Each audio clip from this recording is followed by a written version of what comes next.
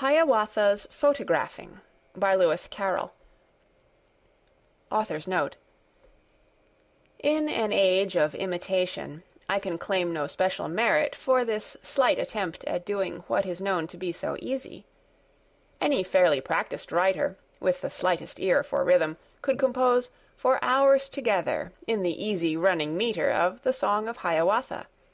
Having, then, distinctly stated that I challenge no attention in the following little poem to its merely verbal jingle, I must beg the candid reader to confine his criticism to its treatment of the subject. From his shoulder Hiawatha took the camera of rosewood, made of sliding, folding rosewood, neatly put it all together. In its case it lay compactly, folded into nearly nothing, but he opened out the hinges, pushed and pulled the joints and hinges, till it looked all squares and oblongs, like a complicated figure in the second book of Euclid. This he perched upon a tripod, crouched beneath its dusky cover, stretched his hand, enforcing silence, said, "Be motionless, I beg you." Mystic, awful, was the process. All the family in order sat before him for their pictures. Each in turn, as he was taken, volunteered his own suggestions, his ingenious suggestions. First the governor, the father. He suggested velvet curtains, looped about a massy pillar, and the corner of a table, of a rosewood dining-table. He would hold a scroll of something, hold it firmly in his left hand. He would keep his right hand buried, like Napoleon, in his waistcoat. He would contemplate the distance with a look of pensive meaning, as of ducks that die in tempests.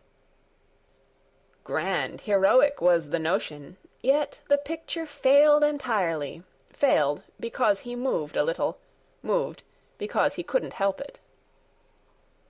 Next his better half took courage. She would have her picture taken. She came dressed beyond description, dressed in jewels and in satin, far too gorgeous for an empress. Gracefully she sat down sideways, with a simper scarcely human, holding in her hand a bouquet rather larger than a cabbage. All the while that she was sitting, still the lady chattered, like a monkey in the forest. "Am I sitting still?" she asked him. "Is my face enough in profile? Shall I hold the bouquet higher? Will it come into the picture?" And the picture failed completely. Next the sun, the stunning Cantab. He suggested curves of beauty, curves pervading all his figure, which the eye might follow onward, till they centred in the breastpin, centred in the golden breastpin. He had learnt it all from Ruskin, author of The Stones of Venice, 7 Lamps of Architecture, Modern Painters, and some others. And perhaps he had not fully understood his author's meaning, but whatever was the reason, all was fruitless, as the picture ended in an utter failure. Next to him the eldest daughter. She suggested very little, only asked if he would take her with her look of passive beauty. Her idea of passive beauty was a squinting of the left eye, was a drooping of the right eye, was a smile that went up sideways to the corner of the nostrils. Hiawatha, when she asked him, took no notice of the question, looked as if he hadn't heard it, but when pointedly appealed to, smiled in his peculiar manner, coughed and said it didn't matter, bit his lip, and changed the subject. Nor in this was he mistaken, as the picture failed completely. So, in turn, the other sisters.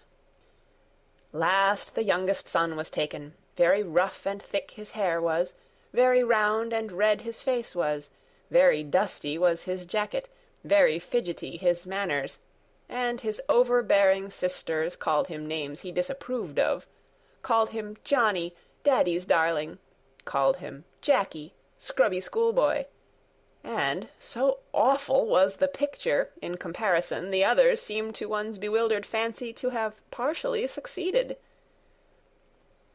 Finally my Hiawatha tumbled all the tribe together (grouped is not the right expression), and, as happy chance would have it, did at last obtain a picture where the faces all succeeded, each came out a perfect likeness.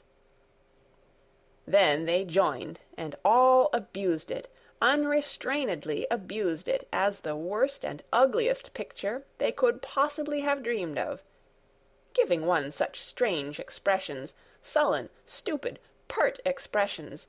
Really any one would take us, any one that did not know us, for the most unpleasant people. Hiawatha seemed to think so, seemed to think it not unlikely. All together rang their voices, angry, loud, discordant voices, as of dogs that howl in concert, as of cats that wail in chorus.